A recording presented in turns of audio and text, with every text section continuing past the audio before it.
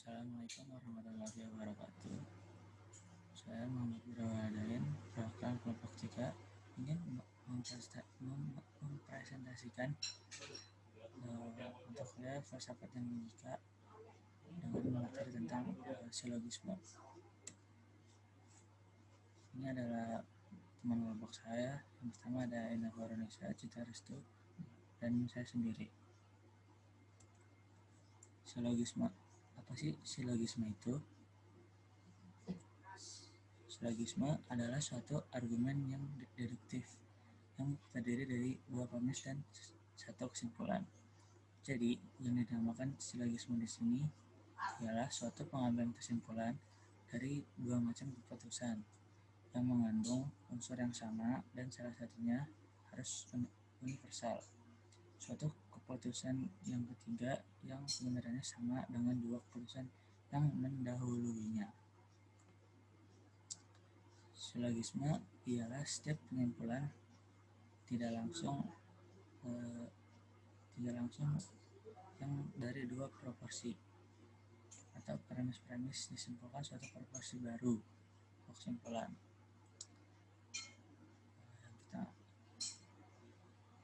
Setelah itu ada juga premis. Premis adalah suatu pernyataan yang dirumuskan sedemikian rupa sehingga pernyataan tadi menegaskan atau menolak bahwa sesuatu itu benar atau tidak benar.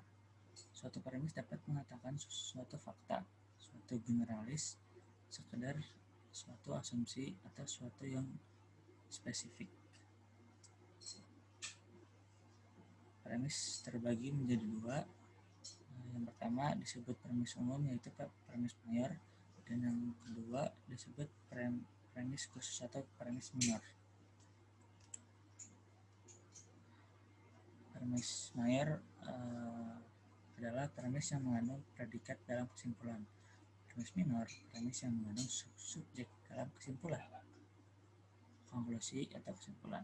Contoh premis mayor: semua makhluk mempunyai mata.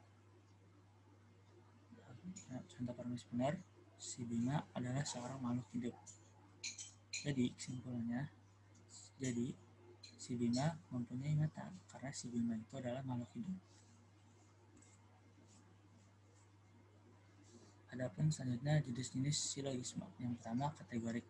Silogisme kategorik adalah struktur suatu deduksi berupa suatu proses logis yang terdiri dari 3 bagian yang masing-masing bagiannya berupa pernyataan kategoris.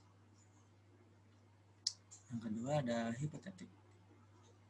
Silogisme hipotetik adalah suatu argumen atau pendapat yang premis mayornya berupa proporsi hipotetik, sedangkan premis minornya proporsi kategorik. Yang ketiga ada disjunktif. Silogisme disjunktif yang premis mayornya disjunktif, premis minornya kategorik yang mengakui atau mengingkari salah satu alternatif yang dinamai dengan premis mayor.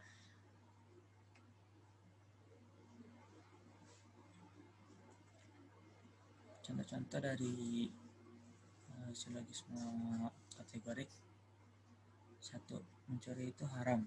Itu premis mayornya. Premis minornya korupsi adalah mencuri. Kesimpulannya, maka korupsi adalah haram. Yang kedua, hipotetik. Jika hujan saya naik beca, itu premis mayornya. Sekarang hujan, itu premis minornya. Jadi kesimpulannya, saya naik beca. Yang ketiga ada disjunktif. Hasan di rumah atau di pasar. Atau di rumah, jadi di pasar.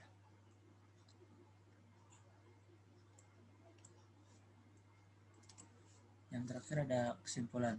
Jadi kesimpulannya, silogisme adalah suatu cara untuk melahirkan deduksi. Silogisme juga mengajarkan pada kita merumuskan, menggolong-golongkan pikiran sehingga kita dapat melihat hubungannya dengan mudah.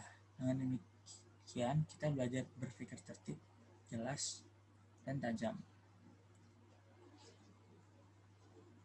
Ini juga diperlukan karena mengajarkan kita untuk dapat melihat akibat dari suatu pendirian atau pernyataan yang telah kita lontarkan banyak orang yang yang telah kita lontarkan. Banyak orang merumuskan pendirian atau membuat pernyataan yang apabila ditelaah lebih lanjut, sebenarnya pendirian atau pernyataan tadi kurang tepat atau kurang benar. Mungkin hal itu karena tidak mau menghargai kebenaran dari suatu tradisi atau tidak dapat menilai kegunaan yang besar dari sesuatu yang berasal dari masa lampau. Akan tetapi, kita, generasi penerus, proses pemikiran kita menurut kenyataan mengikuti pola silogisme jauh lebih sering daripada apa yang kita duga, dan dari proses tersebut pemikiran kita lebih terbuka dan lebih jelas. Mungkin sekian presentasi dari saya, kurang lebihnya mohon maaf. Assalamualaikum warahmatullahi wabarakatuh.